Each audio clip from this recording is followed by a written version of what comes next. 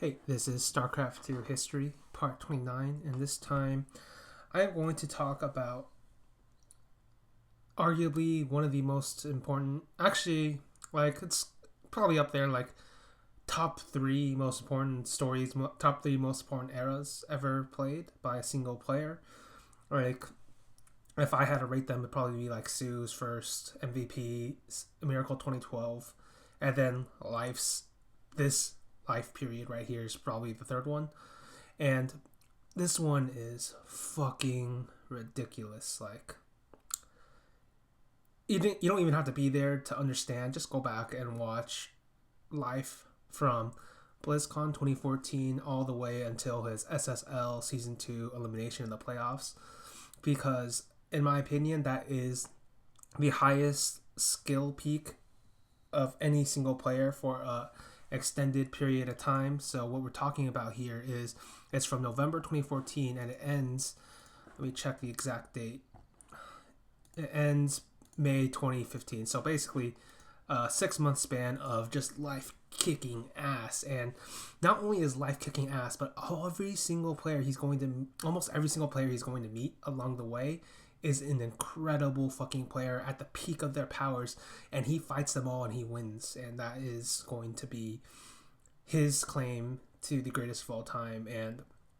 This era was so good that it actually started essentially the conversation of the greatest of all time, because up before life took over BlizzCon, and then those subsequent 6 months, there was no argument basically because MVP was still so far ahead of everybody else.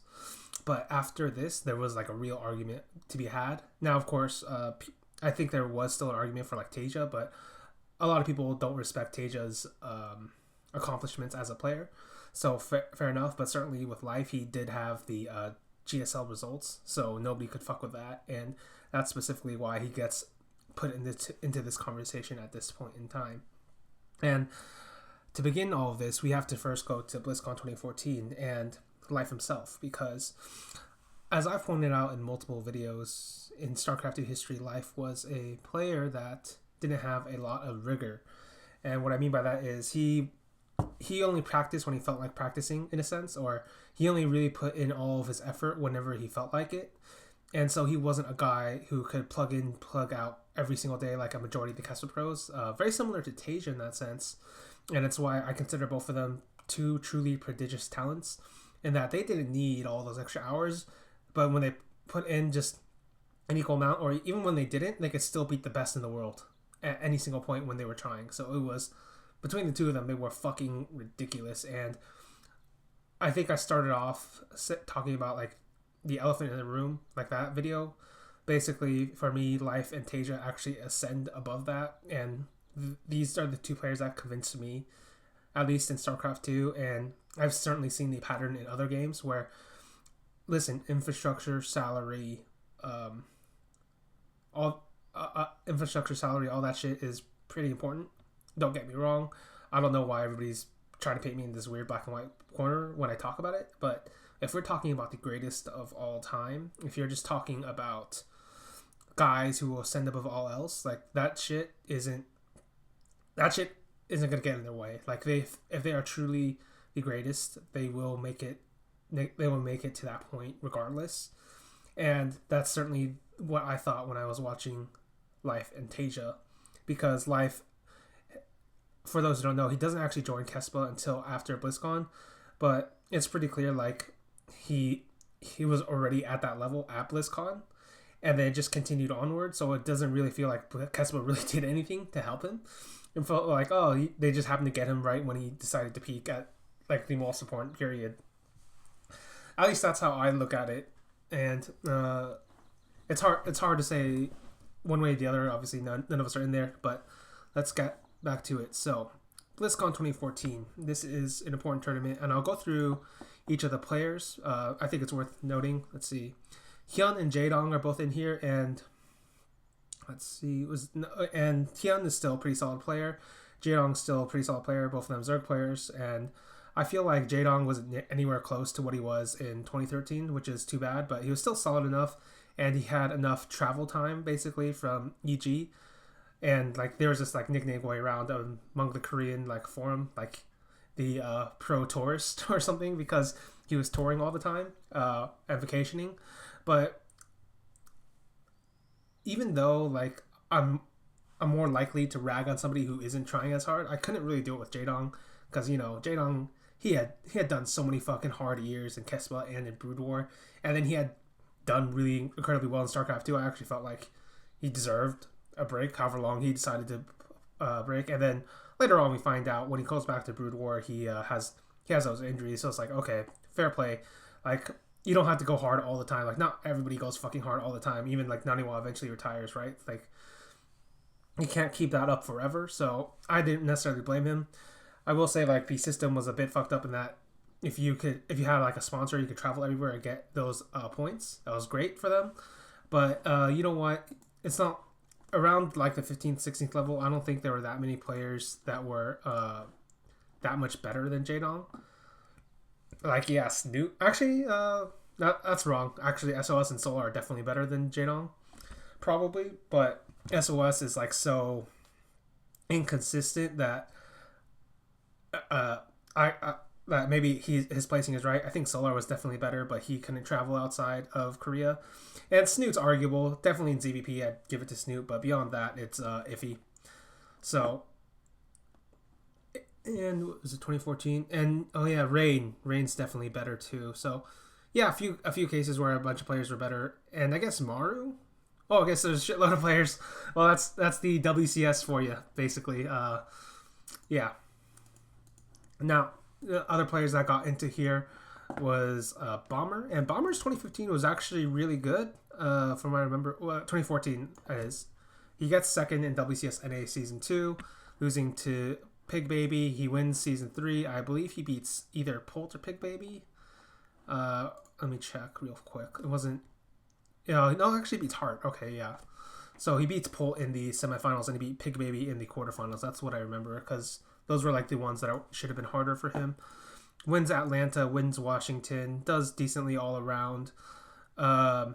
Even though he like has the WCS NA titles in this one, I still think his 2013 was better because he got the top 4 in the OSL, and then he won the Season 2 finals. But still a pretty strong player, surprisingly. And he ends this year after BlizzCon with like another top 4, I believe, at IEM San Jose. Wasn't anything incredible, but a good. But it's basically like Bomber's last year in 2014 as a high level player. Basically, like he does go back to Korea for a bit, stays in Code S, but beyond that, it's not really that relevant. Now, who else was here? Tasia. I've already talked about him in that previous video. MMA, MC, I talked about them. Jockji was a WCS EU player at this point, and if you saw the Maru video I did with Solarian, you'll realize like Jockji was actually pretty legit in GSL before he left. Basically, like Season 3 of GSL in 2013, goes over, brings his like form to EU, does pretty well in EU. I think he was a bit overhyped by like players who were playing him, because they all like think of him on the ladder. Apparently he was like unstoppable at that point, but they all learned a lot from him, and he himself was just okay. So there's that. Let's see. Sue I already talked about. Zest I already talked about. San. Okay, I'll talk about San for a bit. San was this is a name you probably haven't heard. It's like since the very beginning, because I talked about him in like the open seasons and a bit in 2011. But he's back, and 2014 is by far his best year. He plays in WCS EU, pretty good, and he has decent results. Like, gets top 4 at the GSL Global Championship. He wins Winter. He gets top 4 at Summer. Let me see. Probably the best one he got was the Global Championship, because in that particular tournament he plays against Oz, and he plays against he plays against Maru and plays against Sue, beats them both, and then loses to Parting in the semifinals. So he was pretty good, but he didn't necessarily get to play against the best players like Tasia, so he doesn't get to prove himself as highly, basically. But if you saw him in the game, you thought he was pretty good, so definitely deserved it. Stardust was another player I think I skipped over, so we'll go over his career path, basically. So Stardust was as far as I know, he was on the Air Force Ace team at the end of Brood War. And for those who don't know, the Air Force Ace team is literally what it sounds like a military team of like ex-Brood War pros. And they can compete in there while they're doing their military service. He comes out of the military and then he plays for a bit and then he joins My Insanity. And on that first tournament where they send him to DreamHack Summer, he beats Jaedong in an epic like miracle run.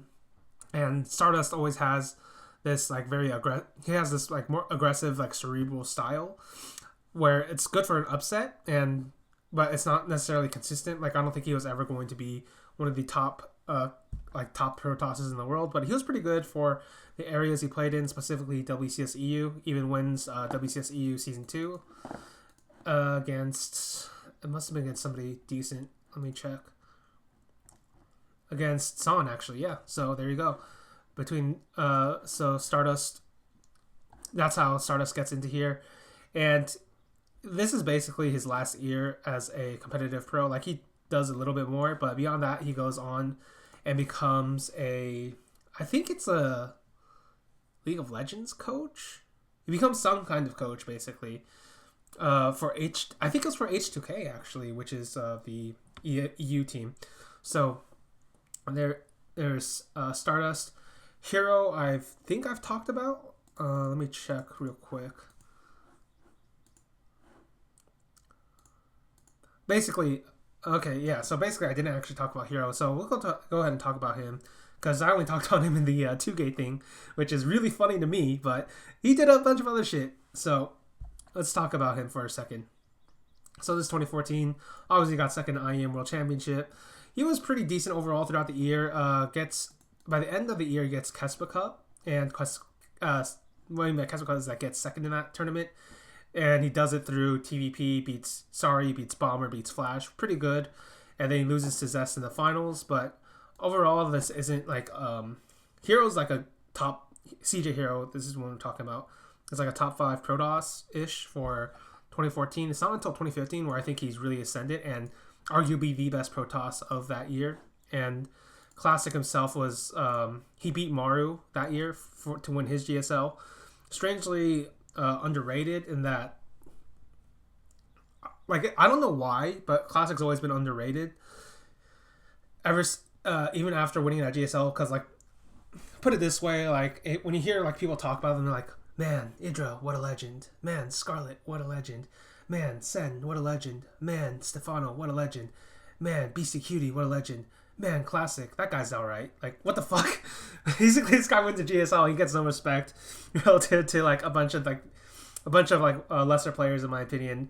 And it's not even just like the foreigners. Obviously, it's actually a very similar case with like the more popular Koreans, so to speak. So I always thought Classic was underrated for the results he bring in. So there you go. That's kind of like Classic's view, or how people viewed Classic. And let's see here, the last guy we'll talk about is Innovation. And the reason I don't talk about Innovation in 2014 basically is because he's kind of irrelevant for almost the entire period. Because from 2013 through 2014, he's on Team Acer, and he tries to beat Tasia, spectacularly fails. To be fair, he actually ran into Tasia a few times, so Tasia kind of ruined it for him, but you know what I mean. He basically, Innovation was supposed to be the best Terran in the world. He falls out, and it's kind of clear, like, maybe he should have stuck with the Keswa system. And I think when we look at his career, the way it plays out, I think that might be true, just because in 2016, he basically plays League of Legends for a year before coming back and playing StarCraft 2 more seriously. So it felt like he didn't have the self-discipline or self-motivation to figure out a system to play outside the Kespa. And unlike Tasia, he wasn't so godlike he could get away with it, right? But he does come back to Kespa in the middle of GSL and then wins the GSL third season GSL to get his ticket into Blizzcon. It's a pretty good run, all things considered, but it wasn't very memorable. And what I mean by that is, like, it didn't feel like he played very strong, not very strong, but very like epic games, which is for me what is most memorable. Like he plays and beats Stats and Partying, Don't Worry Goo. Here was actually a very good series, And that's actually one where Kier could have won straight up. Basically, Innovation wins at 4-3, but it could have gone either way.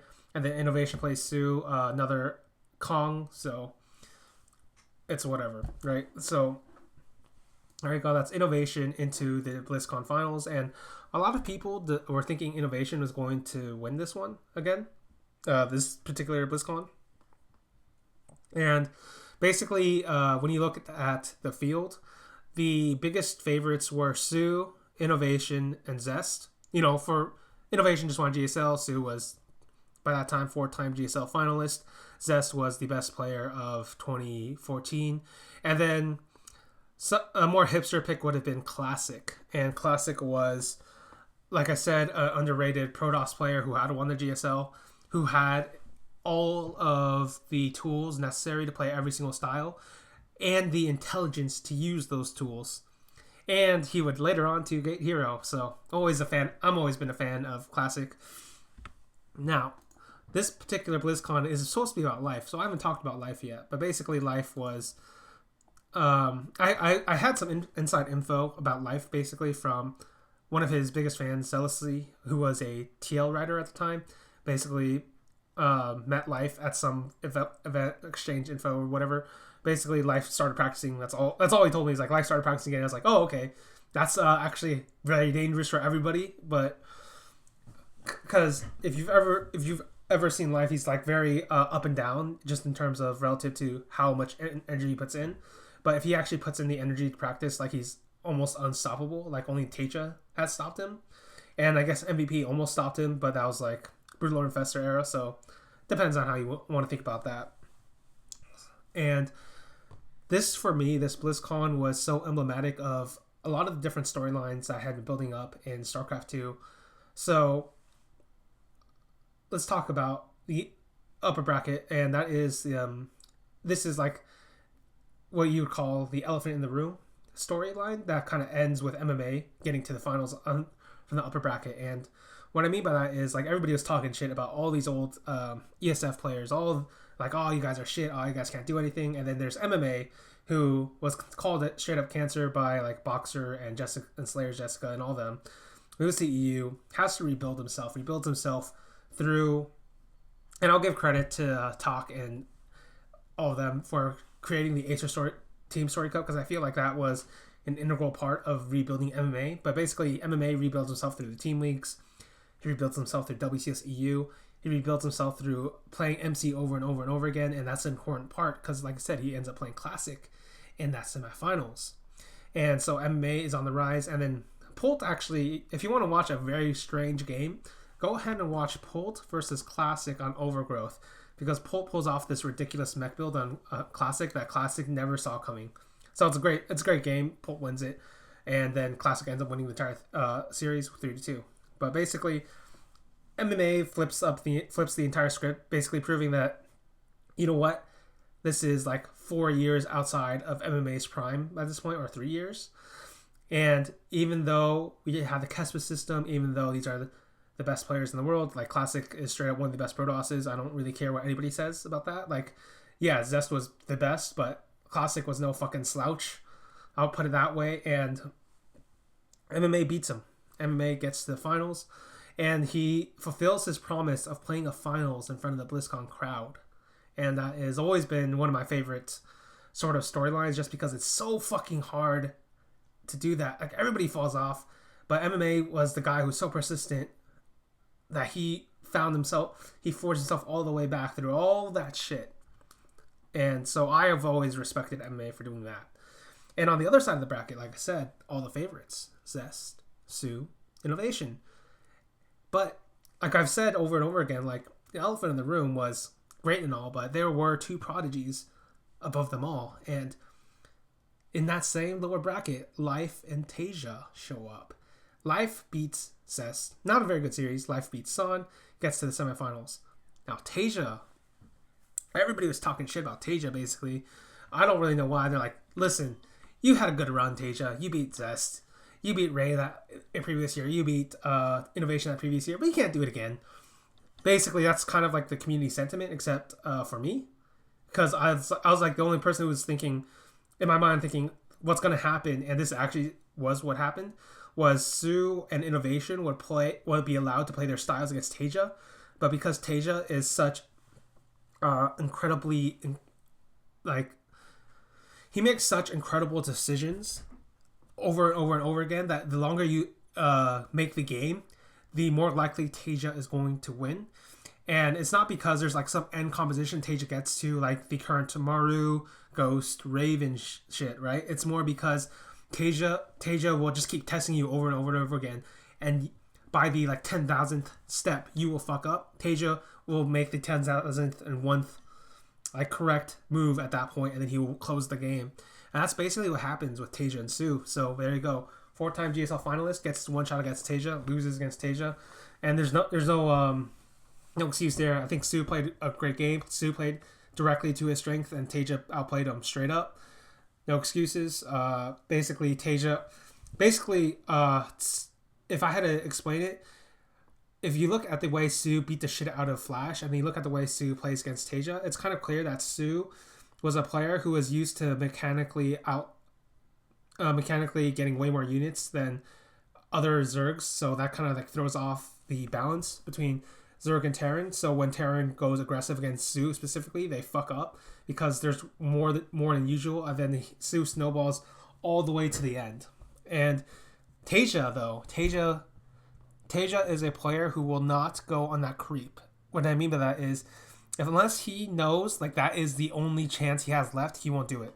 Instead, he will elongate the game. He will force the game into a place where he knows he will get like 100% either cost efficiency or the right move.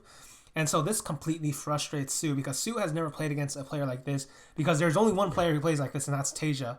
And I wrote in the preview basically for this BlizzCon, there was never going to be another player like Tasia ever again. And here we are 4 years later. There is no player that plays like Tasia. No Terran player has ever played like Tasia since.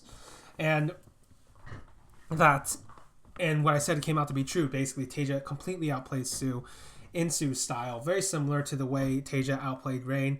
Very similar to the way Tasia outplayed Innovation both in 2013. Very similar to the way Tasia outplayed Zest in 2014. And then you go Tasia versus Innovation, and everybody's thinking Innovation is going to win this one, except me. Tasia... This one's a weird one. Basically, what happens is they play it out, and I think let me check the exact maps. I forget which map it was, but there's like a weird technical pause, basically. But it seems to tilt Innovation, but Tasia's completely fine. But basically, Tasia smashes Innovation, and then you go to the Life Tasia semifinals. And I always thought this was like a metaphor. This is like a funny, interesting metaphor for BlizzCon 2014 and StarCraft 2 in general, specifically during the Kespa era, where yes, the Kespa players were the best, but above them were the two prodigies, Life and Tasia. And Life and Tasia played out in what is considered one of the best series of all time by me. So take it for what you will. I think it was this incredible series because both Life and Tasia, like they usually play shit series against lesser players, but when they play each other, it's always incredible because they have such distinctive styles. Where Life is so aggressive and creative with his tactics and openings and build orders and unit compositions, whereas Tasia is way, like I said, he might play a standard style, he might play a standard composition, but strategically speaking, he just keeps elongating the decisions over and over and over again. So Life is giving him weirder and weirder decisions, and Tasia is constantly answering over and over and over again.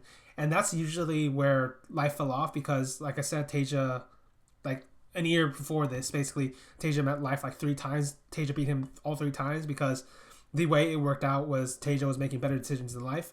This is the one time Life is able to like take it from Tasia, and Life wins this one 3-2 in epic series. And I think if either of them had gone, if like Tasia had gone to the finals, I think he wins this one.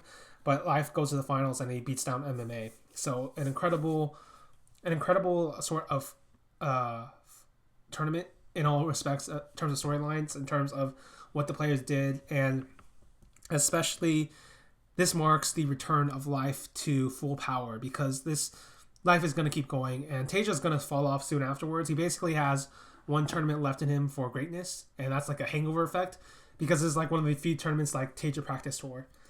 And so you go to the next tournament, and Life's 20 in this period of life, you go to DreamHack Winter, and DreamHack Winter is another great event. Not as quite as epic as the Tasia one, from what I remember, but basically, here's what happens. Life wins his group A. Inside of it is Tasia, San, Leenock, Bunny.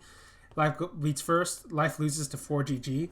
And now 4GG, this is a player I haven't talked about at all, I think, but basically he was the first player where he was the Kespa player before the Kespa players truly arrived. Like, he joined OGS before the Kespa players fully transferred, and unlike the other Kespa players, he decided to stay outside of, as far as I know, he stayed outside of the Kespa system. So basically he was just tired of it. Probably, it's my guess.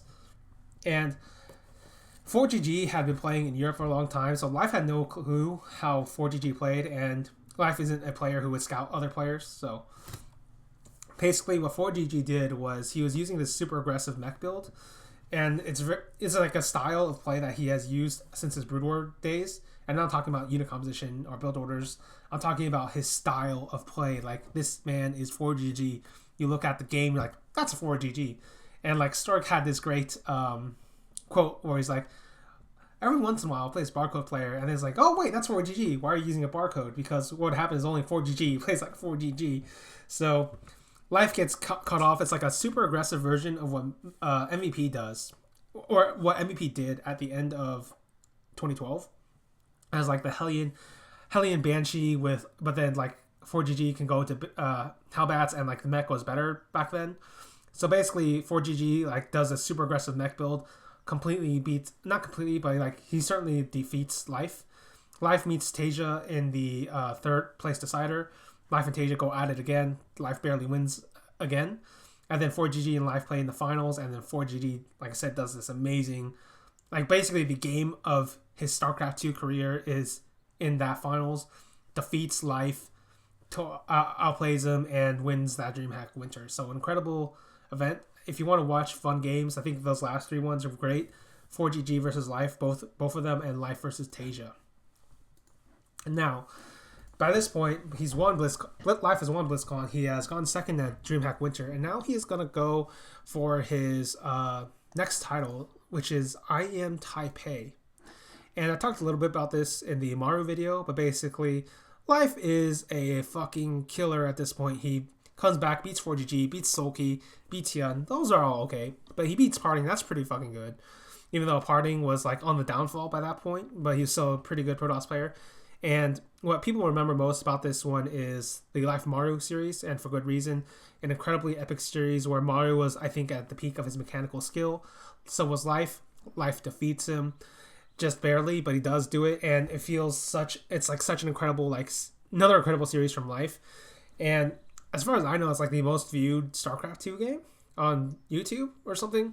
So if you haven't seen it, you should definitely go watch it. You will, every StarCraft 2 like fan will enjoy it, and even some of the outsiders would enjoy it as well. Basically, Life versus Maru, it's like volcano versus volcano. It's fire versus fire, except Life is the best at that style, and Maru gets outplayed.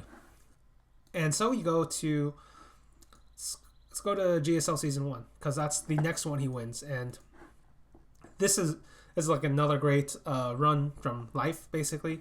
So Life gets to... I'll just go ahead and skip the group stages because I'm looking at them. They're not that impressive overall. So Life gets to the round of 8. He plays against Innovation, beats Innovation. Very weird series, actually. And this is a weird sort of thing that happens that is never explained. But I'll go ahead and talk about it. Basically, Innovation, for the first time in his life, becomes interesting in StarCraft 2. And what I mean by that is, like, he directly starts talking shit about Life for no apparent reason. He's like Life isn't that good. Life isn't a great player. Like, I really want to beat Life or whatever. I'm like very confused about this, but whatever. Basically, they play against each other. Life wins out against Innovation. Very strange games, and they're very similar to the World Championship, IEM World Championship games, where they play against each other again. And I think in that one, Innovation beats Life, but neither of them played particularly well, in my opinion. Life goes on. He plays Hero. Hero was, and I'll explain this later, was like one of the best. If you're just looking at results, He was probably the best Protoss of 2015. So an incredible player at that point, incredible execution. Life defeats him. Life goes to the finals and plays Parting in another epic series that goes to the 7th game. And Parting was probably playing some of the best StarCraft of his life at that point. Parting loses, but incredible effort. And Life wins another one. Life wins another GSL. So if you've been following along so far, he has won Blizzcon, 2nd place, DreamHack winner, wins IEM Taipei, wins GSL. And now we're going to go to his last 3 runs. We'll go to the least epic one first, even though it's the last one, just because it's not that interesting to me and it's not as cool. But basically, Life goes to Kespa Cup. I'm not sure if this was the one where he threw, but it might have been. It's like one of them he throws. Beats Terminator, beats Dream, and then loses to Dark in the semifinals. And Dream was... I guess we'll talk about Dream, because Dream is the most important player in this... Actually, I may as well say that for a different video, but basically... both SSLs, SSL Season 1, SSL Season 2, Life plays Dream. And Dream, for these 2 tournaments, plays arguably the best TVZ anybody has ever seen up to that point. Arguably the best TVZ ever, period, of Bio, Medevac, and Thor, and Mines, because just... strategically, tactically, in terms of micro, in terms of execution, everything was on fucking point by Dream. And it takes like a Herculean effort in both series. So basically in the semifinals of SSL, plays against Life, barely beats Life 4-3. Same thing happens again in the season 2 SSL, where they play in the round of 8. Dream barely beats Life 3-2. Both are like incredible, some of the best series of all time. And this is what's fucking crazy about this period of Life, is he is playing so many best series of all times, like back to back to back to back. And this is like, if you want to see what Life was like at the apex of his power, maybe these, even though he loses both of these series, these are the ones you want to see, because Life does so much shit to try to beat Dream. And it's incredible to watch, strategically, positionally, tactically, in terms of execution. Everything is on fucking point for both of these players. And it's funny because Dream literally was like, his entire career is condensed into these 2 tournaments, and he stops Life from, in my opinion, like straight up being like the greatest of all time, because I think if Life wins both of these, I don't think there's like an argument against it. So it's like an incredible sort. So basically, it's an incredible fucking run from BlizzCon to 2015 to May 2015, where Life is the best player in the world. This is the highest peak of dominance, because nobody has... Listen, people have had similar-ish results, right? You can argue that. But nobody has been forced to play so many peak players back to back to back to back with different styles in the hardest competitive era as Life did in those months. By far, one of the most entertaining, one of the most interesting eras you will ever see in StarCraft 2, period. Nobody will ever replicate it, because their Life doesn't exist anymore, and nobody can replicate Life. And that is why, even now, for those who have never seen Life, that is why Life is so, like, beloved, in a sense, even though he should be hated because of the match fixing thing, but, like, just his pure raw skill was undeniable. What an incredible player. Even just watching this, even just thinking about these things, nobody has touched the ceiling Life touched from when he was in his prime at that period. Nobody. I wouldn't put MVP up there. I wouldn't put Innovation up there, or Tasia, or Sue. This is the highest peak anybody has ever touched in StarCraft 2, period. And that's his claim to fame. And that is why, if you wanted to make a case for Life as greatest of all time, I think that's the case you make. So, that is the reign of Life from BlizzCon to the early parts of 2015. See you guys later.